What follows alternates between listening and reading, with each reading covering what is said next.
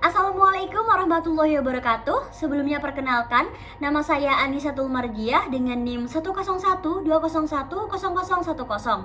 Yang saya hormati Bapak Gatot Kustiaji selaku dosen pengampu mata kuliah manajemen proyek. Pada kesempatan kali ini saya akan menjelaskan mengenai jawaban saya dalam UTS mata kuliah manajemen proyek. Untuk yang nomor 1 adalah salah, karena beberapa karakteristik proyek memang merupakan kegiatan yang baru dilakukan, terdapat kepastian awal dan akhir, keterampilan multidimensional memang diperlukan, kemudian kebutuhan dan trade-off sumber daya. Yang salah di sini adalah shareholder. Shareholdernya di sini klien, organisasi, induk tim, proyek, dan juga publik itu termasuk stakeholder, bukan shareholder. Maka jawaban nomor 1 adalah salah. Kemudian yang nomor 2 jawabannya adalah benar, karena dimensi proyek yang harus diperhatikan itu ada 3, yaitu yang satu adalah cost atau tetap dalam batasan anggaran. Jadi anggaran dalam cost itu harus sesuai dan harus dalam batasannya. Kemudian yang kedua adalah time, yaitu sesuai jadwal. Jadi dalam proyek itu seseorang itu harus memperhatikan timelinenya. Jika timelinenya itu terlalu maju atau maksudnya terlalu lambat, itu berarti tidak dapat diteruskan atau itu merupakan proyek yang tidak bagus, seperti itu. Kemudian yang ketiga adalah performance atau sesuai spesifikasi.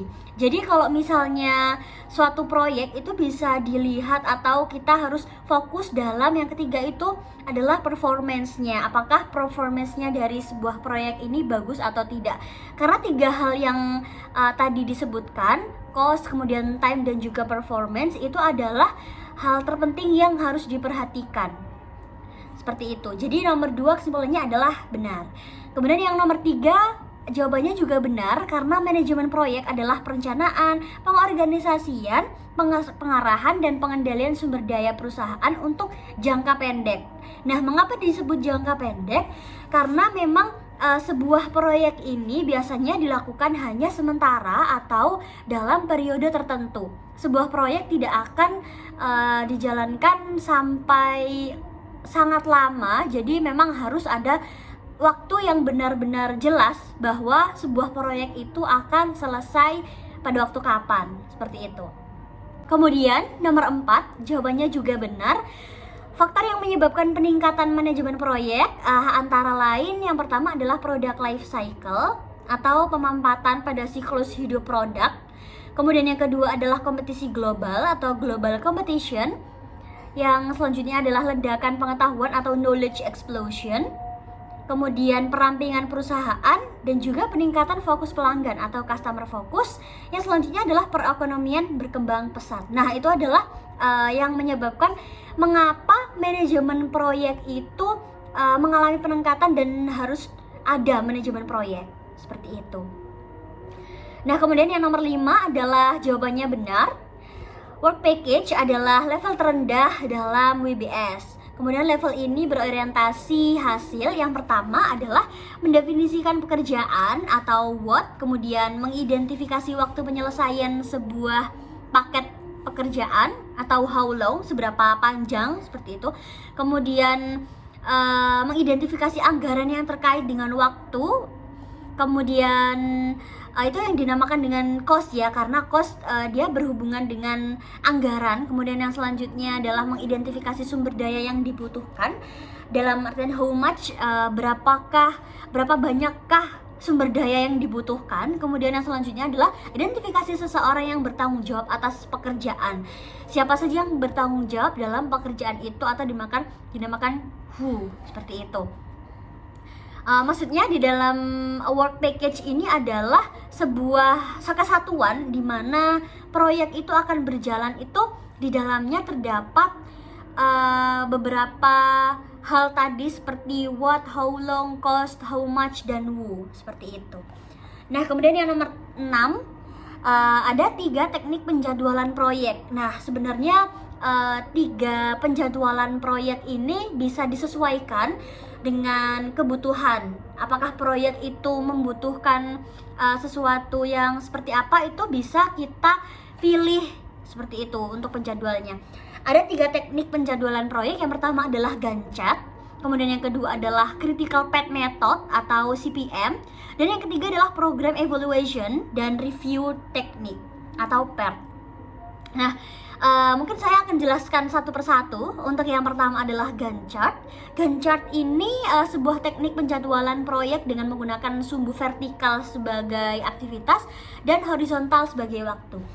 Mungkin bisa saya katakan bahwa Gantt chart ini lebih simple daripada kedua lainnya, yaitu Critical Path Method dan juga Program Evaluation and Review Technique atau PERT. Jadi menurut saya Gantt chart ini lebih simple dibandingkan yang lainnya. Jadi dimana nanti akan ada sumbu yang horizontal itu sebagai time-nya, dan kemudian dilanjutkan dengan yang vertikal itu nanti adalah kegiatan-kegiatannya apa saja, seperti itu. Nah, nanti akan ada kolom-kolom di mana kegiatan itu akan dilaksanakan di waktu kapan, seperti itu. Nah, mungkin kalau misalnya di Gantt chart ini memang lebih gampang untuk menafsirkannya di dalam Gantt chart ini. Namun memang setiap metode itu ada kelebihan dan juga kekurangannya. Namun Gantt chart ini memang bisa saya katakan teknik penjadwalan yang cukup simpel dan dapat digunakan secara lebih mudah, seperti itu. Nah, Gantt chart ini cocok digunakan untuk penyelesaian agar timeline itu tepat waktu. Jadi dalam Gantt chart itu penjadwalannya nanti bisa terlihat apakah nanti akan ada sesuatu atau kegiatan yang misalnya bertabrakan dengan waktunya atau seperti apa, itu akan kelihatan kalau misalnya pakai Gantt chart seperti itu. Oke, nah kemudian untuk yang nomor 2 adalah Critical Path atau CPM. Critical Path Method ini adalah teknik penjadwalan algoritma berbasis matematika. Jalur kritis mengacu pada bentangan aktif terpanjang dari awal hingga akhir. Nah, CPM ini mungkin agak lebih rumit daripada yang awal tadi, Gantt chart. Nah, CPM ini digunakan cocok untuk memprioritaskan aktivitas proyek. CPM bisa membantu melakukan kira-kira kegiatan apa yang harus diprioritaskan dan harus dilaksanakan terlebih dahulu.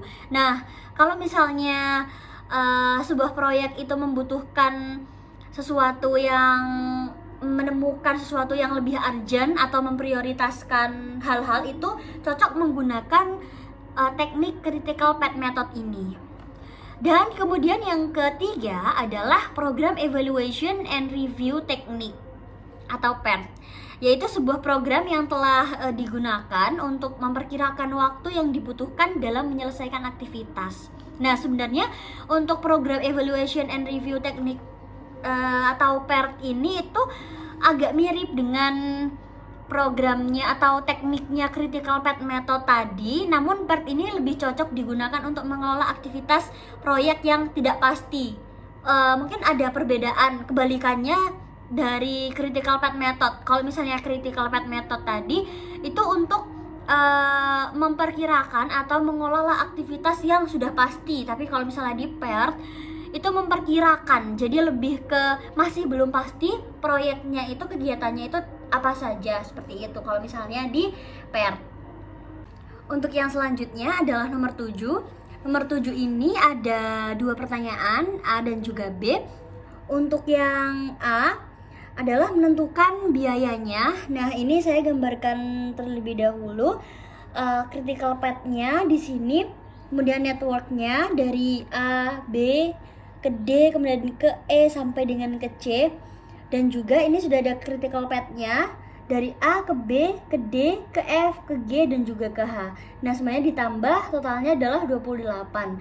Nah, 28 ini dibagikan 4 karena satu bulan adalah 4 minggu, kemudian hasilnya adalah 7 bulan. Nah, kemudian total biayanya adalah 12.899,99. Nah, dikalikan dengan 28, kemudian crash per unitnya ketemunya 361.199,72. Jadi biaya selama 28 minggu atau 7 bulan adalah 361,199,77.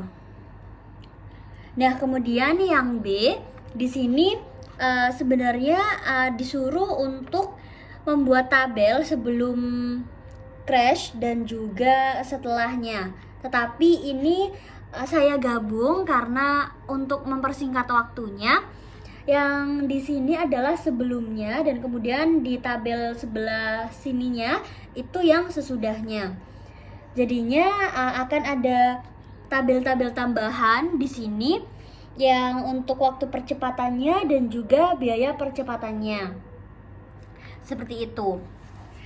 Nah, kemudian yang nomor 8 di sini